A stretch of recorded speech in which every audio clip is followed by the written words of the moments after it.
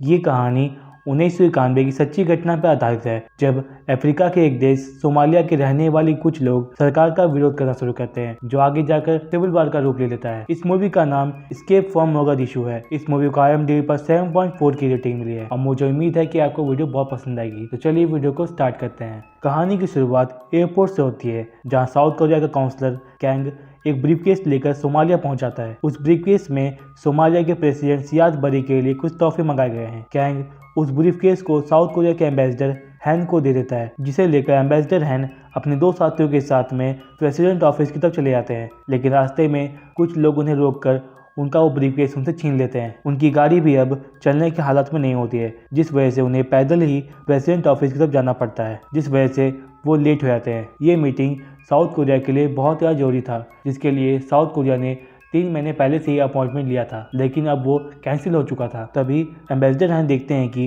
North Korea के counsellor rim president office के अंदर जा रहे हैं, जिसे देखकर वो समझ जाते हैं कि नॉर्थ कोरिया ने उनका काम खराब किया है। इसी बीच नॉर्थ कोरिया के काउंसलर जी ब्रीफकेस चोरी करने वालों पर जाता है, जिन्हें वो कुछ पैसे देकर उनसे वो ब्रीफकेस ले लेता है। और वो लोग जब उस ब्रीफकेस को खोल कर देखते हैं तो उन्हें सिर्फ सोमालिया से जुड़े हुए कुछ पुराने वीडियोस और कुछ पुराने एंटीक पीस मिलते हैं, जो सोमालिया के पुराने इतिहास से जुड़े हुए हैं। जिसे देखकर एम्बेसडर रिम कहते हैं कि साउथ कोरिया का अपॉइंटमेंट कैंसिल कराकर और ब्रीफकेस चोरी करवाने का कोई फायदा नहीं हुआ। अगले दिन सुबह कैंग एक अमेरिकन प्रेस रिपोर्टर पास जाता है, जहां उसे कुछ रिबेल्स के फोटोग्राफ्स मिलते हैं। रिबेल्स सोमालिया के विरोधी संगठन से जुड़े हुए लोगों को कहा जाता है। कैंग उन फोटोग्राफ्स को एम्बेसडर हैन को दिखाता है, जिसे देखकर उन्हें शक होता है कि नॉर्थ कोरिया रिबेल्स को गन सप्लाई कर रहा है, ताकि वो सोमालिया के प्रेसिडेंट सियाद बरे को हटा सके। इसीलिए एम्बेसडर हैन सोमालिया के फॉरेन मिनिस्टर से मिले जाते हैं, ताकि वो उन्हें रिबेल्स के होने वाले हमले के बारे में बता सके, जिससे घबराकर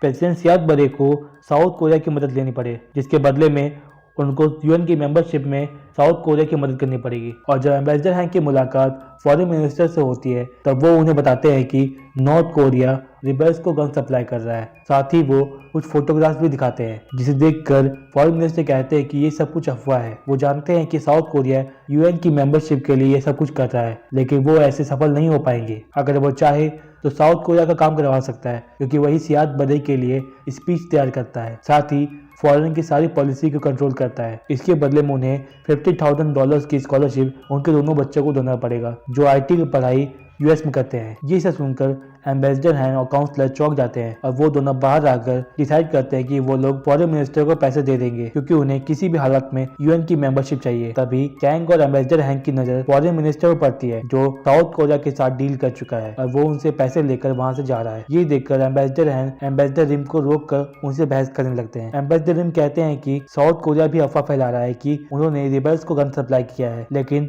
हैन कहते हैं कि ये सब कुछ न्यूज़पेपर में लिखा हुआ है। पर रिम कहते हैं कि उन्होंने ऐसा कुछ भी नहीं किया है, उन्होंने रिबेल्स को कोई भी गन सप्लाई नहीं किया है, और उन्हें लगता है कि साउथ कोरिया ये सारी अफवाह फैला रहा है ताकि उन्हें UN की मेंबरशिप मिल जाए। तभी बाहर से अब गोले चलाने की आवाज आने लगती है, और उन्हें पता चलता है कि रिबेल्स ने पूरे शहर पर हमला कर दिया है, और उनकी मांग है कि सरकार ने जितने भी इस्लामिक नेताओं को पकड़ा है उन्हें छोड़ दिया जाए। ये देखकर सभी लोग छिप जाते हैं। अगले दिन सुबह सभी कंट्रीज के एम्बेसी के पास में USC का फैक्स आता है। USC सोमालिया की अब नई पॉलिटिकल पार्टी है, जिसको रिबेल्स ने बनाया है। उस फैक्स में लिखा होता है कि जितने भी इंटरनेशनल सपोर्ट सियाद बरे की गवर्नमेंट को दिए गए, उनका सिर्फ गलत इस्तेमाल किया गया, जिससे किसी को भी अपना अधिकार नहीं मिला। उनका सिर्फ एक ही मकसद है, और वो है इस करप्ट गवर्नमेंट को ख़त्म करना, और अगर कोई भी देश इसमें दखल देगा तो वो उनका दुश्मन माना जाएगा। ये पढ़कर सभी कंट्रीज की एम्बेसी घबरा जाती है, और एम्बेसडर हैन तय करते हैं कि वो अपनी वाइफ को वापस साउथ कोरिया भेज देंगे, ताकि वो वहाँ पर सेफ हो जाए, जिसके लिए वो अगले दिन बाहर जाते हैं। लेकिन वो देखते हैं कि वहाँ हर तरफ अफरा तफरी मची हुई है, वहाँ पर लूटपाट और चोरी हो रही है, और उनकी खुद की करेंसी की कोई वैल्यू नहीं रह गई है। साथ ही वहाँ पर सारे ट्रैवल एजेंसी और बैंक्स बंद हो चुके हैं, और सोमालिया में सिर्फ डॉलर्स की कीमत रह गई है। जिसके बाद वो लोग वापस एम्बेसी आ जाते हैं, लेकिन वहाँ पर विद्रोही उनके एम्बेसी पर हमला कर देते हैं। वो लोग नॉर्थ कोरिया और साउथ कोरिया दोनों के एम्बेसी पर हमला करते हैं, और एम्बेसी को जलाने की भी कोशिश करते हैं, जिसे रोकने के लिए वहाँ पर पुलिस पहुँच जाती है। लेकिन रिबेल्स का पूरा ग्रुप उन पर हमला कर देता है और उनसे लड़ने की कोशिश करता है। साथ ही रिबेल्स रेडियो पर अनाउंसमेंट करते हैं कि जो कोई भी प्रेसिडेंट बरे और उनके साथियों का गला काटेगा, उसे इनाम दिया जाएगा और जो भी पुलिसकर्मी सोमालिया में काम करता है वो अपने आप को सरेंडर कर दे, जिसके बदले में उनकी फैमिली को कोई भी नुकसान नहीं पहुंचाया जाएगा। ये सुनकर सभी लोग समझ जाते हैं कि यहाँ के हालात बद से बदतर होते जा रहे हैं। इसीलिए कैंग आर्मी चीफ के पास जाता है ताकि वो वहाँ से पुलिस प्रोटेक्शन मांग सके, लेकिन वहाँ पर एक आर्मी ऑफिसर उसे किसी से मिलने नहीं देता, जिससे तंग आकर कैंग उसे लड़ जाता है और उसे वो सारे बाहर के हालात बताता है, जिसके बाद कैंग को पैसों के बदले में पुलिस प्रोटेक्शन मिल जाती है। और अब यहाँ पर यूएससी यानी रिबेल्स का पूरा ग्रुप सोमालिया पर कब्जा जमा चुका है, जहाँ वो सभी लोगों को गन्स बांटना शुरू करते हैं, जिसमें बच्चे भी शामिल होते हैं। जिसके बाद वो हर एक पुलिस ऑफिसर को बिना कपड़ों के बच्चों के हाथों गोली मरवा देते हैं। इसी बीच एम्बेसडर हैन और सभी एयरपोर्ट पहुंच जाते हैं, लेकिन वहां पर उन्हें ट्रैवल करने से मना कर दिया जाता है क्योंकि उनके पास में ट्रैवल पासेस नहीं होते, जिसके लिए उन्हें साउथ कोरिया का अप्रूवल चाहिए था। दरअसल एम्बेसडर हैन का कॉन्टैक्ट साउथ कोरिया से टूट चुका था और वहाँ के गवर्नमेंट को यहाँ के हालात के बारे में नहीं पता होता, इसीलिए उनके पास में अप्रूवल लेटर नहीं होता जिसके ज़रिए वो लोग यहाँ से ट्रैवल कर सके। और वहीं दूसरी तरफ नॉर्थ कोरियंस को भी एयरपोर्ट से वापस भेज दिया जाता है। तभी वो देखते हैं कि उनके पास खाना भी ख़त्म हो चुका है और उनके पास में ट्रैवल पासेस भी नहीं है, जिसके ज़रिए वो लोग वापस नॉर्थ कोरिया जा सके। तब जी कहता है कि उसने ट्रैवल पासेस के लिए अपने आदमियों को भेजा है जिन्होंने ब्रीफकेस चुराया था। तभी जी के आदमी एम्बेसी के बाहर पहुंच जाते हैं, लेकिन जैसे ही जी उनके लिए एम्बेसी का दरवाज़ा खोलता है वो लोग रिबेल्स को बुला लेते हैं। दरअसल वो लोग भी अब रिबेल बन चुके हैं। तभी उनमें से एक विद्रोही एक लड़की से बदतमीजी करने की कोशिश करता है, जिसे रोकने के लिए जी उसे मारता है, लेकिन ये देखकर सभी रिबेल्स जी को मारना शुरू कर देते हैं और वो लोग उनके एम्बेसी को पूरी तरह से लूट कर वहाँ से जाने लगते हैं। और जाने से पहले ये कह कर जाते हैं कि अगर वो लोग कुछ देर में इस एम्बेसी को खाली नहीं करेंगे तो वो लोग यहाँ पर दोबारा आएंगे। ये देखकर एम्बेसडर रिम कहते हैं कि वो लोग यहाँ से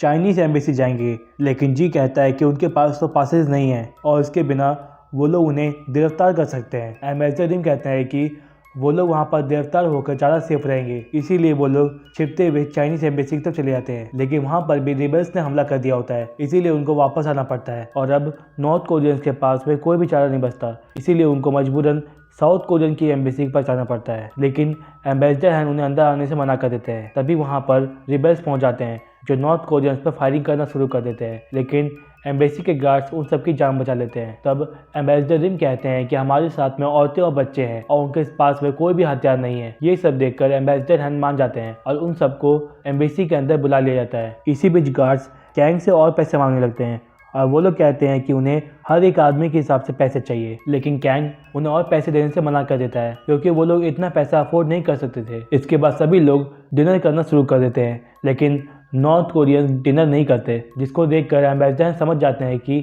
नॉर्थ कोरियंस को लगता है कि उनके खाने में कुछ मिलाया गया है। इसीलिए एम्बेसडर हैन अपने खाने को एम्बेसडर रिम से बदल लेते हैं और उन्हें वो खाना खा के दिखाते हैं, जिसे देखकर सभी नॉर्थ कोरियंस डिनर करना शुरू कर देते हैं। इसी बीच जब सभी लोग सो रहे होते हैं तभी गार्ड्स एम्बेसी को छोड़कर वहाँ से चले जाते हैं और जी उन सबको जाते हुए देख लेता है। और वहीं दूसरी तरफ कैंग नॉर्थ कोरियंस का कन्वर्जन सर्टिफिकेट बना रहा होता है, जिसकी मदद से वो लोग नॉर्थ कोरिया के सारी खुफिया जानकारी को निकाल सके, लेकिन जी उसे ऐसा करते हुए देख लेता है और उन सारे पेपर्स को जला देता है, जिससे उन दोनों के बीच में लड़ाई शुरू हो जाती है और उनकी आवाज़ सुनकर सभी लोग वहाँ पर पहुँच जाते हैं। तब जी उन सबको बताता है कि कैंग उन सब का कन्वर्जन सर्टिफिकेट बना रहा था, साथ ही उनको ये बताता है कि गार्ड्स उनकी एम्बेसी को छोड़कर जा चुके हैं। कुछ देर बाद दोनों एम्बेसडर इस बारे में बात कर रहे होते हैं, जहाँ एम्बेसडर हैन एम्बेसडर रिम से माफ़ी मांगते हैं। वो कहते हैं कि उनको ये नहीं पता था कि कैंग ऐसा करने वाला है, नहीं तो वो उसे ऐसा करना नहीं देते। और अब दोनों एम्बेसडर मिलकर तय करते हैं कि वो लोग यहाँ से बाहर निकलने में एक दूसरे की मदद करेंगे, क्योंकि उनकी खुद की एम्बेसी भी अब सिक्योर नहीं है। इसीलिए दोनों ही एम्बेसडर और काउंसलर मिलकर तय करते हैं कि साउथ कोरिया इटली से हेल्प मांगने के लिए जाएगा और नॉर्थ कोरिया इजिप्ट से हेल्प मांगने जाएगा, और अगर दोनों ही कंट्रीज़ को हेल्प मिल जाती है तो वो लोग यहाँ से सेफली निकल पाएंगे, और अगर इनमें से किसी एक कंट्री को अगर हेल्प मिल जाती है तो वो लोग यहाँ से चले जाएंगे ताकि कुछ लोग जिंदा बच सके। अगले दिन सुबह दोनों एम्बेसडर अपनी गाड़ी में रवाना हो जाते हैं, लेकिन रास्ते में उन्हें कुछ विद्रोही देख लेते हैं और उन पर फायरिंग करना शुरू कर देते हैं, लेकिन वो लोग उनसे बच कर निकल जाते हैं। एम्बेसडर हान इटालियन एम्बेसी पहुंच जाते हैं, जहां उनकी मुलाकात एम्बेसडर मारियो से होती है। एम्बेसडर मारियो कहते हैं कि उनके पास अभी एक मेडिकल प्लेन है जो आज शाम 4 बजे यहाँ से रवाना होने वाला है, लेकिन वो लोग नॉर्थ कोरियंस को यहाँ से नहीं भेज सकते क्योंकि उनके देश के साथ में उनका अच्छा रिश्ता नहीं है और वो चाहें तो सिर्फ साउथ कोरियंस को यहाँ से भेज सकते हैं। कैंग एम्बेसडर हैन से कहता है कि हमें हाँ कह देना चाहिए, लेकिन एम्बेसडर हैन कहते हैं कि हमें नॉर्थ कोरियंस को बचाना होगा, नहीं तो वो लोग यहाँ पर मारे जाएंगे। तभी कैंग कहता है कि अगर हम उन्हें पहले ही कन्वर्ट करके साउथ कोरियंस बना दिए होते तो आज वो लोग हमारे साथ जा सकते थे। ये सुनकर एम्बेसडर हैन एक तरीका निकालते हैं। वो एम्बेसडर मारियो से कहते हैं कि वो सारे नॉर्थ कोरियंस कन्वर्ट होकर साउथ कोरियंस बन चुके हैं। इसी बीच नॉर्थ कोरियंस इजिप्ट की एम्बेसी पहुंच जाते हैं, लेकिन इजिप्ट के एम्बेसडर कहते हैं कि उनके पास कोई भी प्लान नहीं है जिसके जरिए वो उनकी हेल्प कर सके। और वहीं दूसरी तरफ एम्बेसडर मारियो की बात इटली के गवर्नमेंट से होती है, जहां उन्हें बताया जाता है कि साउथ कोरिया की गवर्नमेंट ने इटली की गवर्नमेंट से ऑफिशियली रिक्वेस्ट किया है कि वो सभी कोरियंस को सोमालिया से निकालने में उनकी मदद करे, इसीलिए उनको आज शाम 4 बजे तक यहाँ पहुँचना पड़ेगा। दरअसल एम्बेसडर हैन ने एम्बेसडर मारियो से झूठ कहा ताकि वो सभी नॉर्थ कोरियंस की जान बचा सके, जिसके कुछ देर बाद दोनों ही एम्बेसडर एम्बेसी पहुंच जाते हैं, जहां एम्बेसडर रिम बताते हैं कि उनको इजिप्ट की तरफ से कोई भी हेल्प नहीं मिली, लेकिन एम्बेसडर हैन कहते हैं कि उनको इटालियन एम्बेसी से हेल्प मिल चुकी है और अगर वो चाहे तो वो उनके साथ चल सकते हैं। और कुछ देर सोचने के बाद एम्बेसडर रिम उनके साथ जाने को तैयार हो जाते हैं, लेकिन उनको डर लग रहा होता है कि वो लोग यहाँ से कैसे बच कर निकल पाएंगे क्योंकि हर तरफ रिबेल्स फैले हुए हैं। तभी एम्बेसडर रिम को एक आइडिया आता है और वो लोग बहुत सारी बुक्स को गाड़ियों पर चिपकाना शुरू कर देते हैं ताकि गन की बुलेट्स उनकी गाड़ी को कम से कम नुकसान पहुंचाए, और गाड़ी की खिड़कियों पर कपड़े में मिट्टी भरकर लटका देते हैं ताकि गोलियां गाड़ी के अंदर ना जा पाए। तभी 1 बज जाते हैं। दरअसल 1 बजे सभी विद्रोही नमाज पढ़ते हैं और उस वक्त कोई भी विद्रोही उन पर हमला नहीं करेगा और इस समय का फायदा उठाकर वो लोग वहां से बचकर निकल जाएंगे। तभी सभी लोग अपनी गाड़ियों में बैठकर एम्बेसी से निकल जाते हैं और वो लोग इस काम में कामयाब भी हो जाते हैं क्योंकि सभी विद्रोही नमाज पढ़ रहे होते हैं और कोई भी उन पर गोलियां नहीं चलाता। लेकिन कुछ दूर जाने के बाद उनको एक चेक पोस्ट पर रुकना पड़ता है। कैंग उनमें से एक सोल्जर को अपना पासपोर्ट दिखाता है। इसी बीच गोंग, जो एम्बेसडर हैन का सेक्रेटरी है, वो सफ़ेद झंडा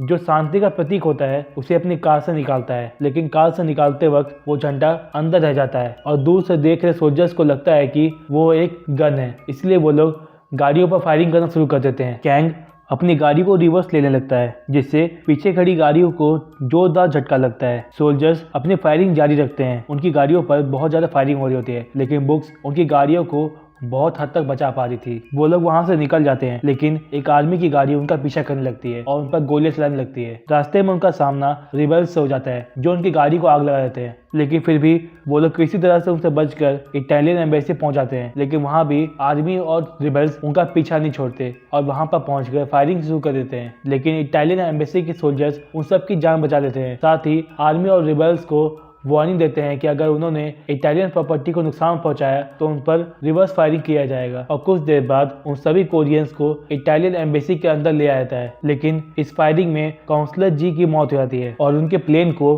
अगले दिन के लिए शेड्यूल कर दिया जाता है। अगले दिन सुबह उन सभी कोरियंस को सेफली एयरपोर्ट ले जाया जाता है। इसके कुछ देर बाद उनका प्लेन सोमालिया से टेक ऑफ करके वहां से 500 किलोमीटर दूर केन्या में लैंड करता है, जहां पर नॉर्थ कोरिया और साउथ कोरिया दोनों के चीफ उस प्लेन का इंतजार कर रहे होते हैं। लेकिन साउथ कोरिया के चीफ का सिर्फ एक ही इरादा होता है कि वो किसी तरह से भी उन कन्वर्टेड कोरियंस को अपने साथ ले आ सके। दरअसल एम्बेसडर हैन और कैंग जानते थे कि कभी भी नॉर्थ कोरियंस कन्वर्ट होकर साउथ कोरियंस नहीं बनेंगे, इसीलिए उन्होंने अपने सरकार से झूठ कहा कि सभी लोग कन्वर्ट होकर साउथ कोरिया बन चुके हैं। और वो लोग जानते थे कि केन्या में जो अफ्रीका के अंदर आता है, यहाँ पर कोई भी कोरियंस का राज नहीं चलता। एम्बेसडर हैन नॉर्थ कोरियंस को आखिरी में निकलने को कहते हैं और वहाँ से निकलने से पहले उन सभी लोगों का शुक्रिया अदा करते हैं। इसी बीच साउथ कोरियन के चीफ एम्बेसडर हैन से कन्वर्टेड कोरियंस के बारे में पूछने लगते हैं, लेकिन एम्बेसडर हैन और कैंग उनका ध्यान भटकाते हैं और उन्हें मीडिया के पास ले आकर उन्हें बिजी रखते हैं। यहाँ नॉर्थ कोरियंस अपने चीफ से मिलकर